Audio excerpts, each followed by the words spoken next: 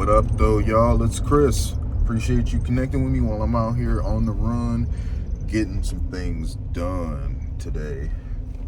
And it's a pretty mild weather day, a feel-good day. And as always, I extend that feel-good to you guys. I hope you guys are having a good day, same as I am. I hope it's very productive for you. Now, let's get into the topic at hand, and that is the meeting we all got to see between Trump, Vance, and Zelenskyy. Zelenskyy came into town, I guess, to discuss a ceasefire, or at least that's what Trump had in mind, him coming into town to discuss a ceasefire. It didn't quite go that way, though. Things went left. Zelenskyy said something that Vance took issue with. He said that he was being disrespectful to the Oval Office and trying to litigate these things in the American media. Because I don't think the things that were said were supposed to be said. I think they were supposed to do a little bit of light discussion in front of the media, but Zelenskyy decided that he would use that opportunity to, I don't know, maybe like create leverage for himself, if you will. I don't know. I can't tell you what that man is thinking. What I can tell you is that I'm not a fan of Zelenskyy. I'm not a fan of this Ukraine-Russia conflict. I don't like that we're involved. I don't like that we've sent $350 billion taxpayer dollars over there, and that this man shows up with his hand out wanting more. And his overall demeanor, to me, it didn't do him any favors. He seemed less sympathetic than ever.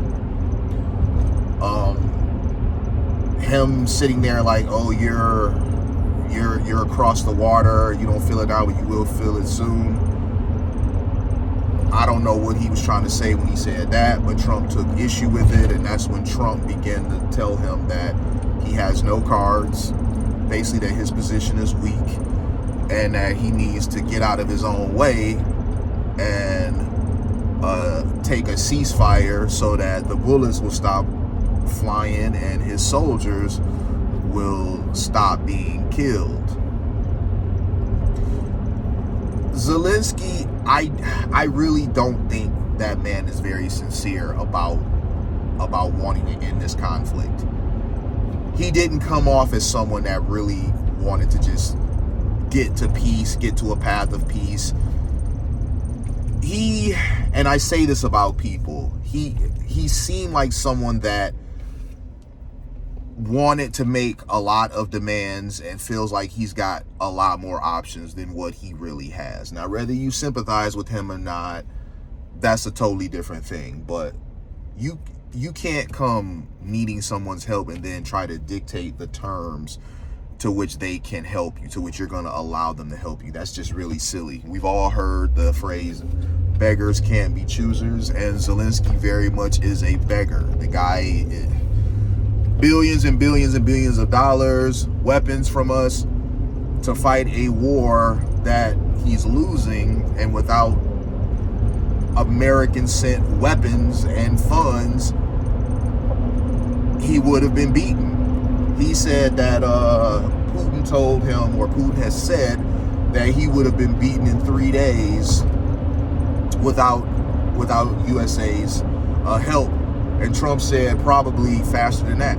And I believe that. I think that 3 days at best, they would have been waving the white flag without us getting involved. And Trump also mentioned that he's acting like a tough guy because he has their help, when he's really not a tough guy. I agree with that also. I mean, again, I'm not a fan of Zelenskyy. I don't know if you guys remember in 2022 when they're supposed to be at war. I mean, they were at war, but he wasn't moving like it. They did a Vogue magazine photo shoot.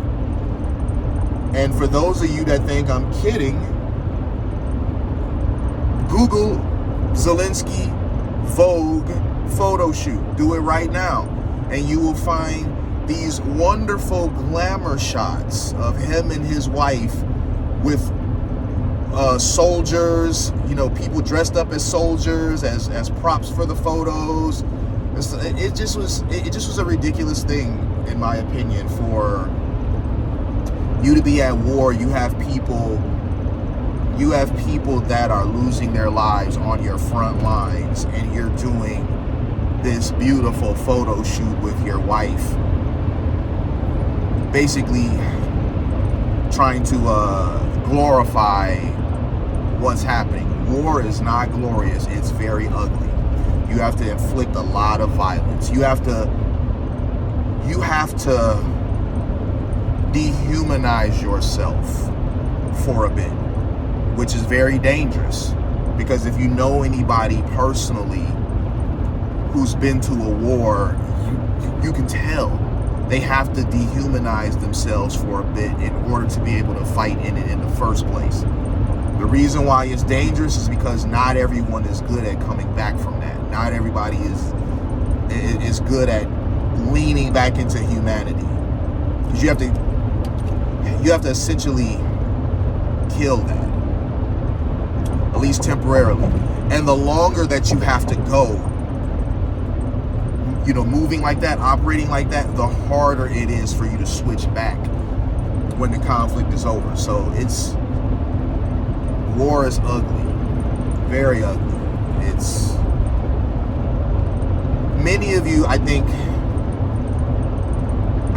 you're confused about what it's really like to deal in a conflict like that. And that's why you want to see stuff like this come to an end, come to a peaceful resolution as quickly as possible. You want to get both sides like, hey, listen, this is terrible, this is tragic. What can we do to where both sides are agreeable to a peace, a ceasefire? And from what I've seen, I could be wrong, but from what I've seen, just the way Zelenskyy was acting, it just don't really seem like, to me, that's what he really wants. And he kind of got called out on it, because he was saying he wants peace, but then Trump was like, but you said you didn't want a ceasefire. I tried to arrange a ceasefire and you said you didn't want it. So, you're saying in front of the cameras you want peace, but you're saying off the cameras you're not agreeing to a ceasefire. That's just kind of a strange thing to operate on. And there's a lot of really anti-American folks on the left that they're like, Zelensky's a hero. Okay, if you think Zelensky's a hero, you really have not been paying attention to anything. You have had your head in the sand, and you are being willfully ignorant if you think Zelenskyy is a hero. There is nothing heroic about that man. Just no. You guys can say Trump's not a hero either, and if you feel that way, that's fine. But if Trump's not a hero, Zelenskyy is the absolute absence of everything that a hero is supposed to be. Like, absolutely. The guy is dirty. The guy is a liar. Look at what he did. He basically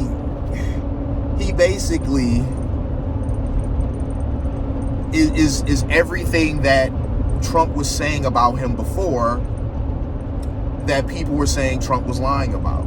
I mean, the guy has pretty much manifested and shown himself in those videos of the White House confrontation. He pretty much showed himself to be everything that Trump said he was before.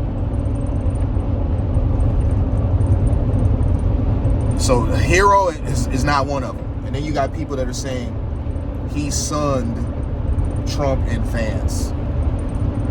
I don't know what meeting you were watching where you thought that Zelenskyy was some alpha that was talking down to them. I have no idea what meeting you guys were watching, but that just really goes to show you how some of these leftists they hate Trump so much that they're willing to deny reality in order to stick with whatever they call it. What, TDS is what they're calling it. You know, that's what the conservatives like to call it. If this were Biden talking to Zelenskyy this way, those same people would have been in total support of it. But because they hate Trump so much, Trump telling them to piss off, you guys are talking about you're embarrassed to be American. Or my advice is to go to Ukraine then. If you believe in Ukraine, you support Ukraine so much, stop with the flags in your bio, catch a plane over there and go help them fight. But we all know you won't do that. So I think that's all I need to say about this one. I'll holler at y'all later. Peace.